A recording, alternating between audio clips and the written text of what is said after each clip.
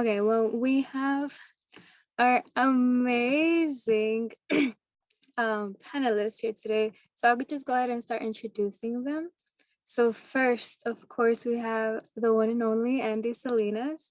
He's a graduate from Teach Houston at the University of Houston.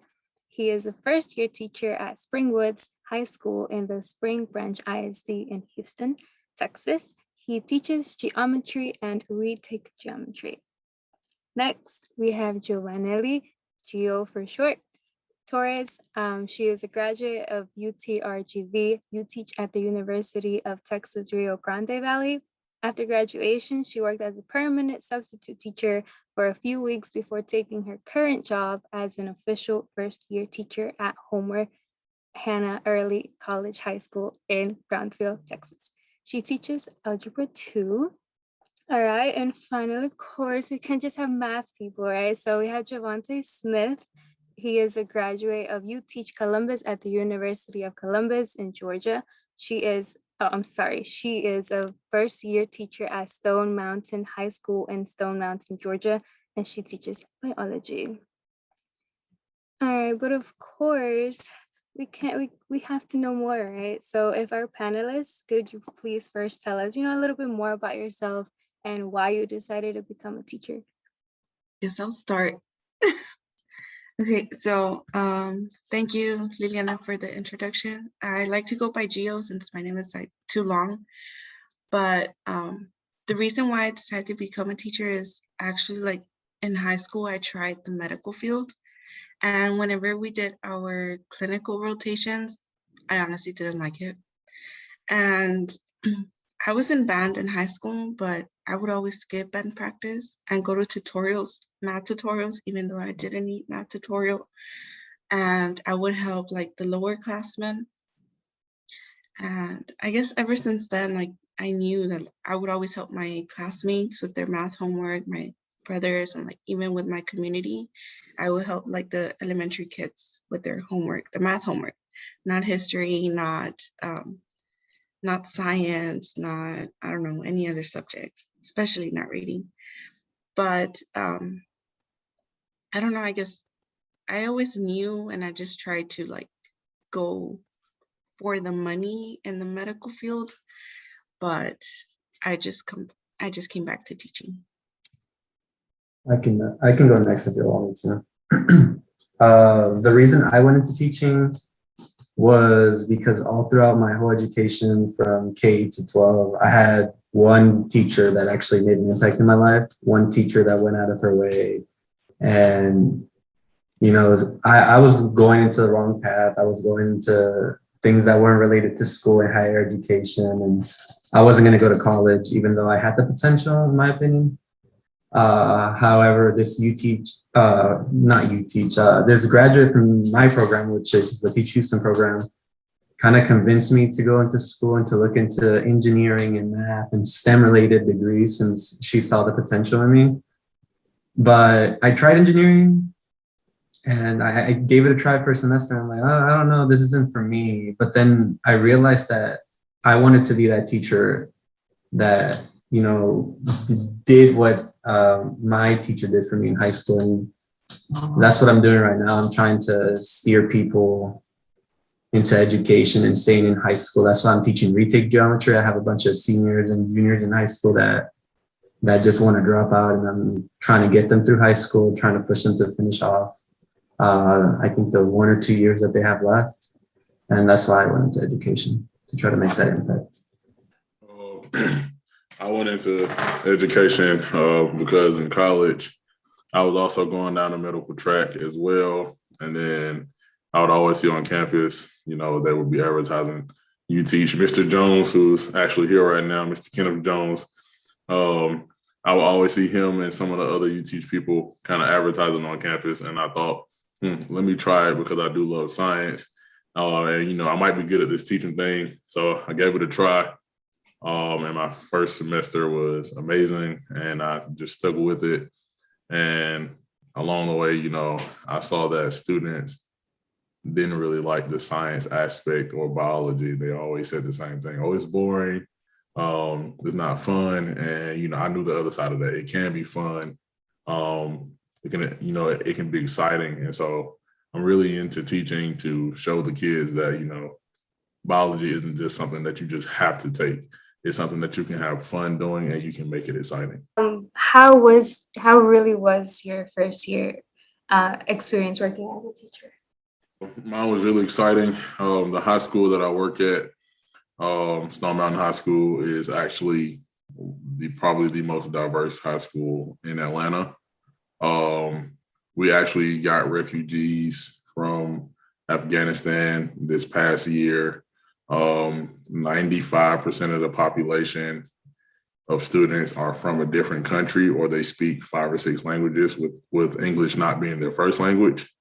So that was a bit of a learning curve, but it was really exciting getting to know the students and seeing their faces light up when they actually got the information that I was there to teach them. And then, you know, I started coaching football and baseball at my school as well.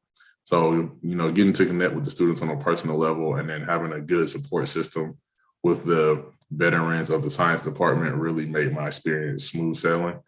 And I'm excited for year 2. For me, my first year teaching was great. I got mentored by my mentor during student teaching, and I got a job at that same school. He's my next room neighbor, so he's right next door from me. So my first year went amazing. It was very similar to student teaching, just on your own. I still had my mentor there if I had any questions. And sorry about the dogs in the background. But I had all the supports I needed.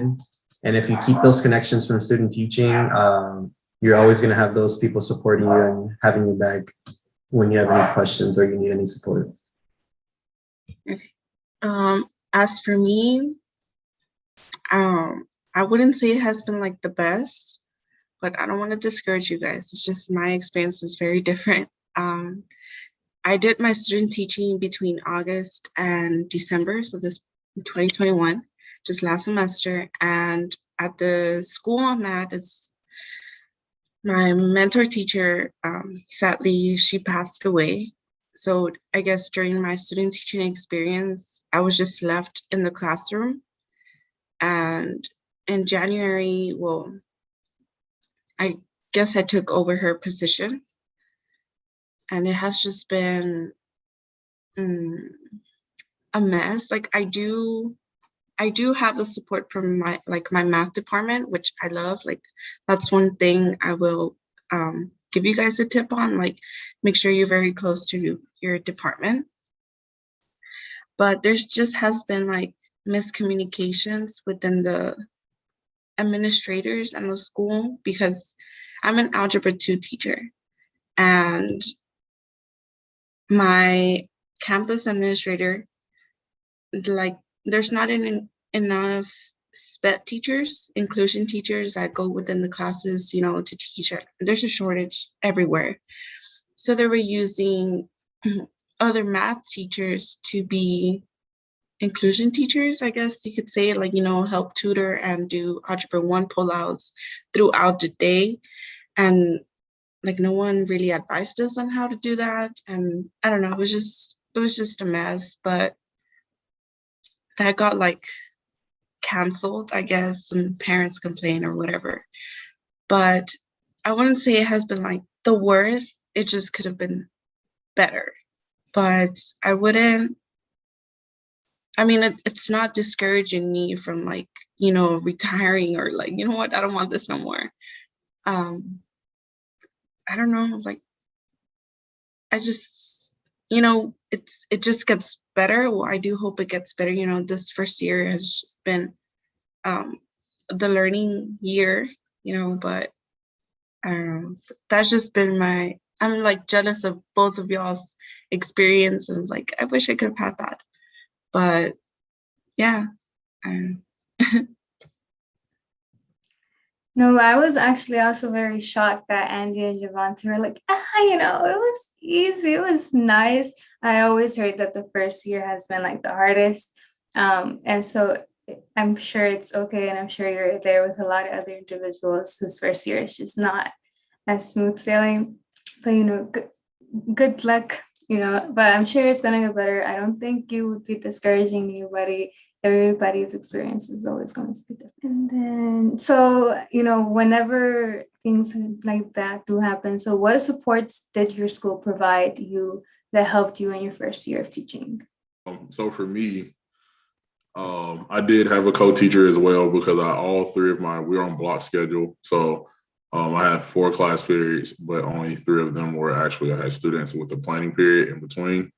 I did have a co-teacher because I had interrelated students. And so my co-teacher was primarily in charge of, making sure that I was there to differentiate the lesson plans and just implement the lessons to where I could, handle those lower level learning students. And me being in my particular school, the students are I teach 10th grade. So the students are just now coming back into the building, and they had no schooling, no in-person schooling for 2 years. And so it was a learning curve to deal with that because a lot of them couldn't read. And I don't know if anybody in here remembers anything about biology. It's really wordy. The vocab is really, really big. The words are really big. And so it was hard to figure out a way to break those words down so that the students could understand them without taking away what I wanted them to get from those words and those concepts. And so they provided me a really good co-teacher who actually has been at my school for 4 or 5 years now. And that's what he specializes in. So he was able to help me do that. And but everything else was, like I said, like, I'm not bragging or anything, but the kids, I guess they just took to me and my personality really well. So I didn't really have issues as far as like help with the students understanding, or discipline issues or anything like that, because the school, me being a first year teacher, and I was the only first year teacher in our school this year. So everybody else has been there 5, 10, 25 years. So everybody was lending me a helping hand almost daily. If I ever had a question with anything, I've had teachers come stop their lessons and come and say, hey, maybe try this. And let's see the data from this particular way of doing it instead of doing it your way. And then, we'll sit down during plannings and then analyze these things. And so they really helped me hone my skills. Okay, so the school that I'm working at has all these supports available, but you basically have to ask for them. They don't just, a lot of them aren't just like, oh, we'll go and do it for you. You have to ask for it. So I have this person that's in charge of all the first year teachers or all the new employees on campus, and she'll go and observe you, but you have to ask her to come. Like, I waited like almost the whole first semester and she never showed up. And I emailed her. I'm like, hey, we haven't met, but I would like to have you come over and see me observe and all that, or see me teach. And she finally came. We also have an instructional coach, and that's the person that coaches all the people in the math department. And if I ever need help on how to teach a certain thing, or if I am struggling with class behavior-wise, content-wise, or anything, she can come and observe me, give me suggestion, tips. I also have my team leads. The team leads, we PLC once a week, and this is where we discuss how we teach everything. So I have that support. We have our math department chair. She's also a support. But like I said, you have to go to them and ask whatever you need. And they're usually really helpful. They've helped me with supplies. They've helped me lesson plan. They've helped me with teaching strategies, attention getters, anything I need. And that's about it. They have made my first year go pretty smoothly. There's still some ups and some downs, but for the most part, it's been decently okay. Right. And my support is very similar to Andy's. So since I'm working at the same campus that I did my student teaching, the math department already kind of like knew me, and there was like department chairs And then there's also strand leaders. So like there's one leader for Algebra 1, one leader for Algebra 2, geometry, calculus, and all that stuff. And I would basically ask anywhere, like in our building, it was like almost all the math teachers. And I'd be like, hey, miss, can you help me with this? They're like, okay, yes. And they'll just come in and help me. Or during our planning period, we would have our meetings. And around, I think I got hired in February, so like late February, the dean of instruction asked one of the teachers if she could be my mentor. And her and I have been meeting like maybe about once a week if it's doable, depending on like, you know, the testing from the state or like any other meetings, open houses and stuff like that. But she helped me like where we have to upload the lesson plans and the grades and the TELPA's rating and go to this training and all that stuff. So I have had support, and honestly, that has kept me sane, because navigating through the teaching system, and they're like, what do I click? But they have helped me a lot. All right, thank you guys. I'm glad you guys are getting support that you need. So there was talk about lesson plans, right? And so at least for me, it'll take us like a week or two to make one lesson, right? So the question is, where do you get your lessons from if you don't have PLC? I know PLC was mentioned, but if you don't have that, you know, PLC didn't have a lesson, how do you make a lesson plan quickly? Honestly, like, I know we're supposed to plan ahead of time, and I do plan it, but I'll tell you guys a funny story. Since I told you guys that I switched from Algebra 2 to Algebra 1 in like a day. So like that, I was teaching Algebra 1 for like maybe 2 weeks. And I remember it was Thursday, they were like, no, we're not gonna do this pullouts Algebra 1 intensive tutorials no more. I was like, okay. So technically I got my kids back on a Friday, and I was like, okay, but you know, chill day, like catch up with them, talk with them, like, hey guys, how you been, you know, and everything. And my mentor, he's next door, and he's like, hey, the principal's doing observations. I was like, okay. And I was like, but they're not gonna do it on me. Like, why are they gonna do it on me? Like, you know, I just got back with my kids.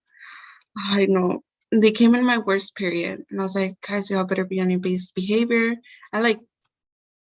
And then one of my students like, she's coming. And I was like, okay, guys, I improvised a lesson. We're doing rational expressions. And I did the whiteboard activity, and I honestly winged it, guys. Like, I don't know how I did it, but I winged it. So sometimes, and it was such a great lesson. So sometimes everything changes, you know, sometimes you just gotta improvise. They don't go as planned. And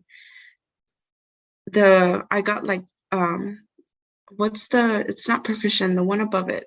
I don't remember the scales, but my lesson went really good, and I was like really surprised. So all they want to do is just like, you know, be interactive, like engage with the students and all this stuff. But I'm not saying like do not plan, but if the lesson is going one way and you know the students are liking it this way, just go with that route. You know, like plans never work, especially not in teaching. So I suggest have a plan, like maybe for like the week, and see where that goes. Because I would make a lesson plan for the week, but since my students, they had just passed their Algebra 1 EOC in December, well, they didn't know some stuff. So that like week 1 lesson plan like stretched out for the whole month, because I had to pre-teach so many things that they had missed in Algebra 1. And well, you know, we did COVID online. So I don't know if I answered the question, but maybe someone else can do better. I would say I was kind of like you. So this happened to me, and improvising is great because I am the king of improvising. So in the science department, I'm the youngest teacher. I'm 25. And everybody else in the science department has children who are 25 and older. So they're all really, really older people. And so my first semester teaching, it was good for 2 weeks. It was first 2 weeks. I was high. I was like, oh my gosh, what could possibly go wrong? And the second I said that, it was like, oh, let me show you what can go wrong. And so we had 3 bio teachers, and I was the youngest one. And one of the guys, his name is Mr. Matthews, he had to leave for 2 months. So he was getting surgery. So I was doing my lesson plans with him and the other teacher named Dr. Bajoka. So we were doing our lesson plans together, and I was just kind of, getting the feel for it, because how UTeach taught me how to do lesson plans, the template was kind of different. And so I'm used to going into all this detail, but then my accounting is like, maybe just, be vague. And so I'm used to doing this lesson plan this way. So I was watching them, and he had to leave for 2 months. And I'm like, okay, well, I still have Dr. Bajoka. And then 3 days later, Dr. Bajoka, she gets COVID. And so now she's out for a month. And so now I'm the only bio person. And I'm like, okay, I just got thrown into the fire. I can panic, or I can try to improvise and just, figure out what I'm going to do and how I'm going to write these lesson plans. And so the first week, I just kind of made up some stuff. I did not do anything on the lesson plan.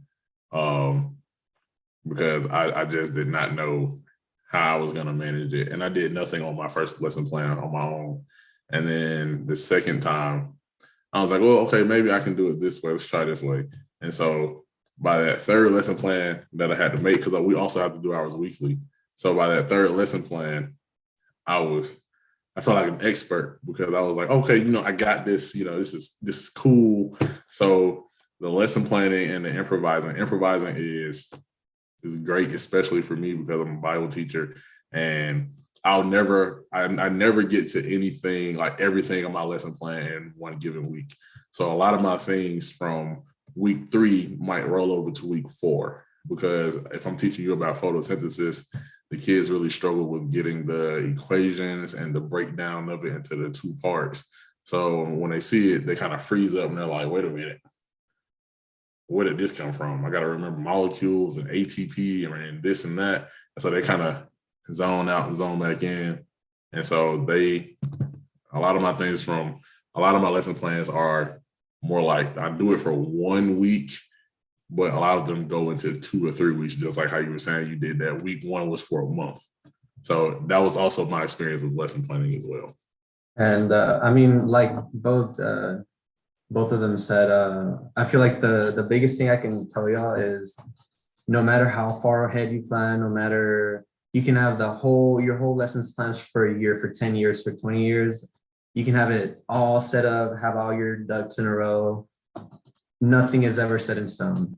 Like, you can walk in day 1 and it can go according to your plan, but day 2 will be a complete 360. So how can you plan quickly? That's the question you asked, Indiana.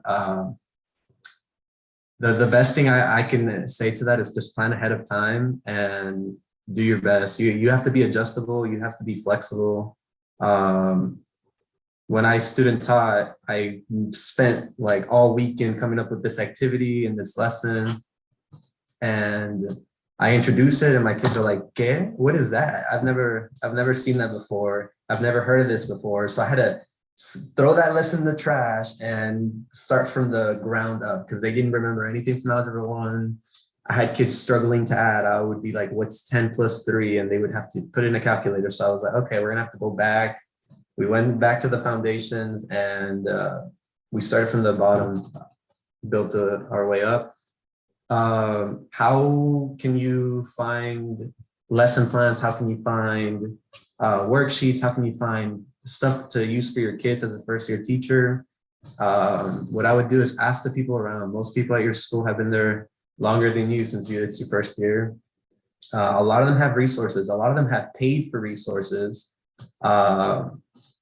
and they don't mind sharing them. I had a teacher, one of my colleagues, who spent $500, I believe, buying a whole geometry content. It has like from unit 0 all the way to unit 1,000,000, or I don't know. It's like 1,000 units in geometry, and he shared that with me. I don't follow it exactly, but if I'm doing circles, I'll go and look at those notes for circles that PDF has or those worksheets have, and I'll take parts from it. So I'll always ask the people around you. Their lessons might not be compatible with the students you have, but you can always move things around, change them a little bit. Most of my classes have left students, so their first language isn't English. The lessons I got were from this school where I'm assuming everybody's fluent in English, and it was like the perfect classroom, the lady that made this content. So what I had to do was go back and adjust some of the work. I would add definition, keywords, places where we highlight important information, and so on. So just ask the people around you. Those are always going to be your best friends. Thank you, guys. That sounds like, very helpful advice. So I do have another question in terms of leaving things at work and then going home, right? So the question would be, how do you, sorry, I just had the question. But basically, is leaving work at work actually possible? So once you leave or once you go home, is it possible for you to be like, okay, I'm home, I'm out of work? Or how do you balance that work and your home life? It's difficult to leave work at home, especially when working with high school students. Since our year just ended, we put in our final grades yesterday. And as teachers, you know how the students, they see that final grade and they see they're not passing. They send you hundreds of emails. Their parents start calling you. Their parents send you emails. And so fielding emails, I consider that still a part of work. And so I try to have a cutoff time for when I'm home. So if I'm contracted, my principal says it all the time, you're contracted from 7:45 to 3:45.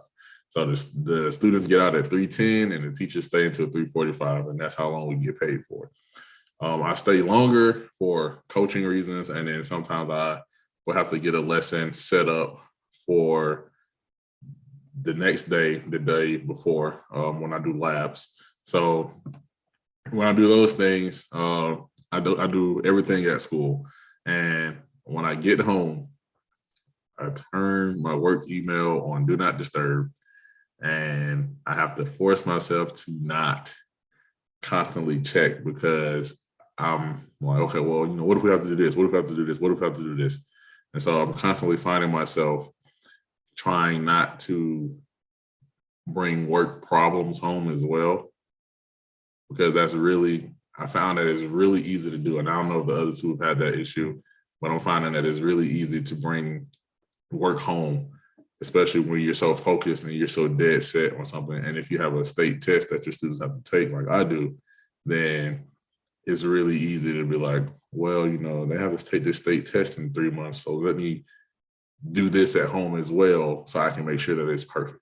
I feel like as a first-year teacher, it is kind of hard to leave work at work. With me, I don't like to procrastinate. I don't like to leave things for last minute. So I was like, all right, let me just take this lesson home. I'll finish it at home. I didn't get to finish it at work. And eventually, like all of my first semester teaching, I would come home and I would do lesson plans and I would do things. And it got to the point where I would have all my worksheets printed out on the table. The kids would just come grab one. And it got to the point where other teachers would just come and grab one of my worksheets and go make copies of them because I would be on top of everything. But towards the second semester, I'm like, I'm not doing that no more. I'm gonna find a way to be able to do everything I'm doing at home at work. So instead of during like my off periods going around and observing some teachers like I used to do, I would spend that time lesson planning. At lunch, we have a whole hour of lunch. So what I would do is I would let all my kids come in and I have an open door policy. So you can come in and eat lunch anytime you want in my room. So I had all my kids and they would always be like, oh, Mr. Salinas, can you do this? Oh, Mr. Salinas, can you do that? And I'd be like, all right, y'all, I need at least 30 minutes so I can focus on these lessons and get them done before I go home. So I just started making times in work designated to do what I used to do at home. But when it comes to emails and remind messages and all that, if it's from the school, I don't look at them till I get home or till I get to work again. But if it's from a student, I rarely get them. But when it's from my students, I tell my students, I don't care what time it is. I don't care if it's 1 a.m. I don't care if it's 2 a.m. I don't care if it's 10 p.m. You need anything, you need help with anything, you message me. I know everybody has crazy work schedules. I know I had crazy work schedules in college and high school, so I understand. So if you get out of work at 2 a.m. and you need help with your math homework, I don't give homework. But if they don't finish the work at school, they can take it home and finish it with them.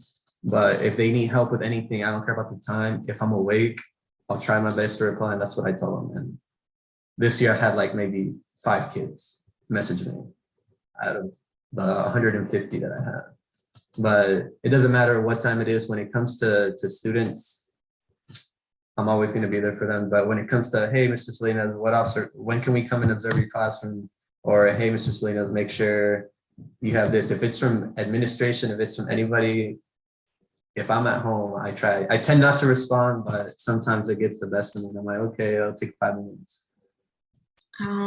As for me, other teachers, my mentor teacher during student teaching, he always told me not to stress about it. Like, you know, it sounds harsh, but it's just a job. And, you know, work is for work, home is for home. So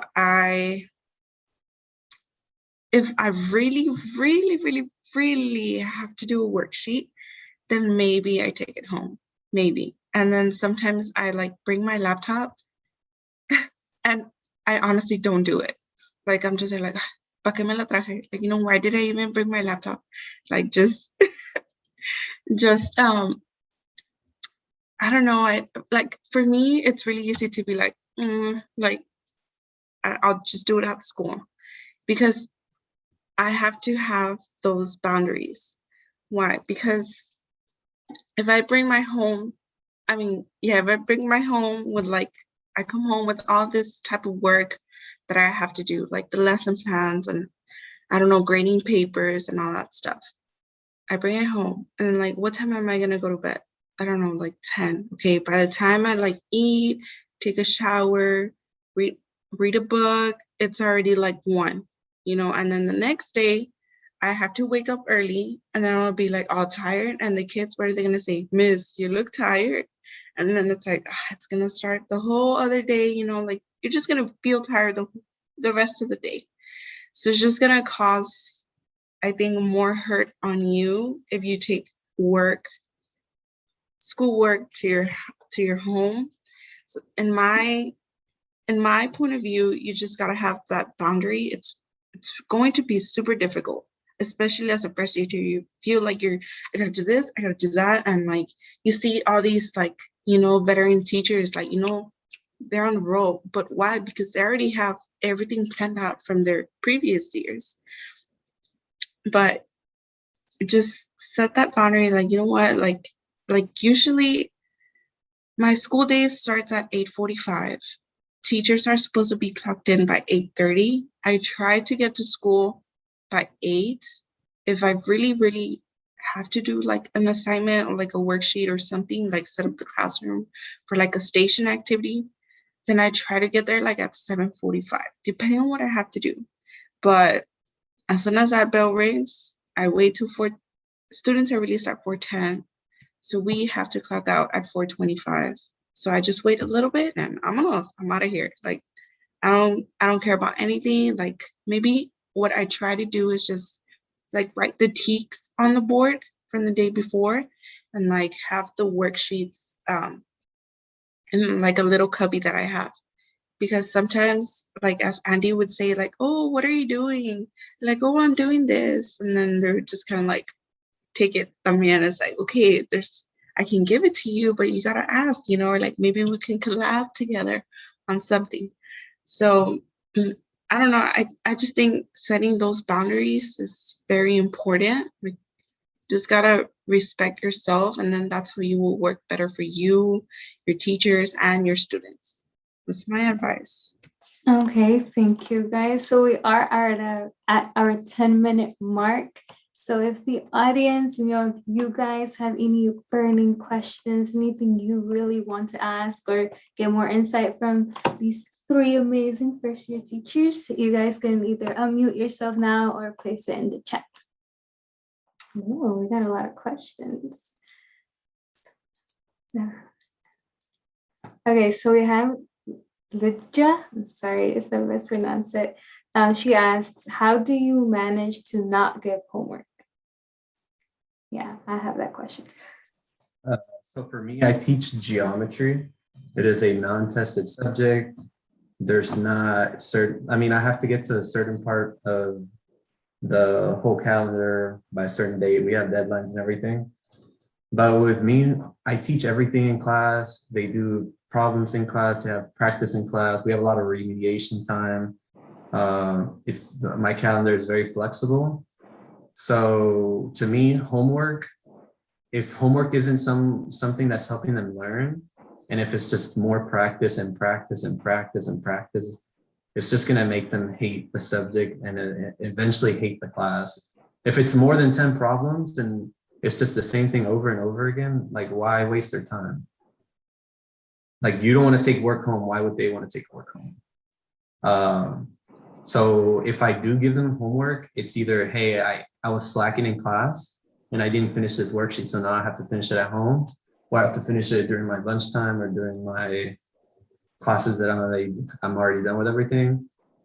Or when it comes to projects, sometimes they do have to do a little bit of research outside of school, but like I said, if the homework isn't going to help them grow and it's just more practice that they're already doing in class, it's kind of pointless, in my opinion. So I don't really assign homework unless they need it because they haven't been there, or they want extra credit, or they didn't finish it in class. I do have a state test, but what my school and my assistant principal over testing, what she did was she sent me in my email these I want to say it was like 3 or 4 things that she was sent by the state that pretty much told them, okay, I'm gonna test you, or they're gonna test the kids over this, and this. But I'm told, so it might be 5 things out of the 12 standards. There might be 5 substandards out of the 12 full standards that I'm told to teach.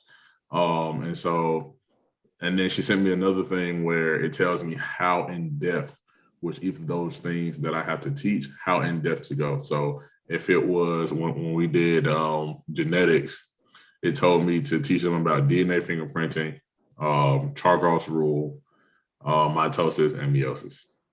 And then it said, teach them how to do a Punnett square. But the standard says teach them Mendelian genetics, dihybrid crosses, how to calculate this based off Chargaff's rules, how to do this, how to do this. And so when I went by that model, I find that I have a lot of free time to kind of emphasize certain things. And for me, I feel like if a student is sitting in a classroom for 7.5 hours, 8 hours a day, they're going to check out, and it's no use making them do homework at home because they're not going to do it, and it's going to be an unnecessary grade that could hurt them. So why not, give them homework as an option? So if they want to do it for extra practice, and then it'll go in as extra credit, and it can only help them and not hurt them. But I offer it; they don't have to do it. So that's why I say it's a no homework policy. I really want to get to Mr. Jones' last question because I think it's really important, especially since we are all from UTeach. So he asks, after experiencing your first year in the classroom, what do you think UTeach could have done a better job of preparing you for? I don't know. I'm not gonna lie to you, Mr. Jones. I feel like y'all did an amazing job. Y'all gave me all these virtual online resources for my students to use in the classroom. Just having us get that pedagogical, you know what I'm trying to say, the knowledge, the extra knowledge, and doing PBI I think those things were just fantastic, and I am always, always, always utilizing those things that you all taught me during my time in UTeach. And there's nothing that school has thrown at me that you guys haven't prepared me for personally. So I would say nothing. I feel like it's the same thing with me. I had my step 2 teacher or professor kind of train me to always have a plan: A, B, C, D, E, F, G, H, I, J, K, L, M, N, O, P, like the whole alphabet. I was teaching this lesson in step 2, and she just came and turned off my Promethean board. She said, "Lights are out. What are you going to do?" So just having somebody prepare me like that, you know, from Teach Houston and UTeach, and having all these connections that y'all couldn't have prepared me any better. Like everything was perfect. And if it wasn't perfect, I made sure I went and asked those questions I was unsure about, and they were always there to support, and they're still there to support now. So no complaints, no nothing but excellent work. For me, my UTeach program, honestly, it was really good. But one thing I wish I would have known a little better is whenever you have your accommodations, or like your inclusion kids or your sped kids, like on how to really like analyze the folder with the kids and how to accommodate that to every kid. Because I had an art meeting yesterday, and it was like my first art meeting, and I didn't even know what was going on. So I think maybe a little more help with like the special population. I think that would help. Or like I don't know, like how it goes, or like how to read like a report. I know those reports are confidential, but I don't know, just how to like read them, you know, implement that, or like see it in a lesson. We have another question from the Emma. What classroom management tips worked best for you, especially when it comes to getting their attention, but also anything else you find here? For me in particular, I think my students tell me I'm a very imposing person. I'm 6'3", 300 pounds. I sound like this. And then when I say something loudly to get their attention, they think they're in trouble, and I'm just trying to get their attention. So I would say, just for tips, establish a rule, establish a pattern. Always stick to it. If you say no eating in the classroom, and you say the consequence for eating will be -5 points every time you eat, be consistent. Because if the students see that you're not consistent, that you're not stern with them when it's your time to do the instruction, they're gonna run over you. So just be consistent and stay stern when you have to be. It's okay to, you know, have fun, but just make sure that you're able to reel them in really quickly, because if not, kids will get off track really fast.